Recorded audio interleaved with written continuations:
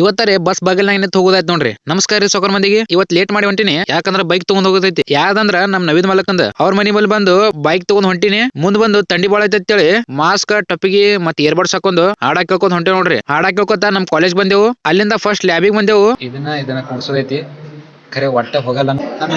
ನೋಡ್ರಿ ಎಲ್ಲ ಹೊರಗ ಅರ್ಧ ಬಂದ ಆಗೈತೆ. ಚಾವಿ ಹೊರಗ ಮಾಡ್ ಒಳಗ ನಾಗೇನ್ ನೋಡ್ರಿ ಇಲ್ಲಿ ಹೊಲ ಮನೆ ಕುಡ್ಸ ಬಂದೂಕ ಏನ್ ಅವಾಜ್ ಮಾಡಿದ್ರ ಸರ್ 3 ಸಲ ಹೇಳಿದ್ರು ಗೊತ್ತಿಲ್ಲ, ಏನಾದ್ರು ಇಲ್ಲ ಬರ್ಲಾಗಿತ್ತು. ಚಾ ಬೇಕು ಅಂತ ಇಡ್ಲಿ ಎಕ್ಸಾಮ್ ಬಂದ ಚಾ ತಗೊಂಡು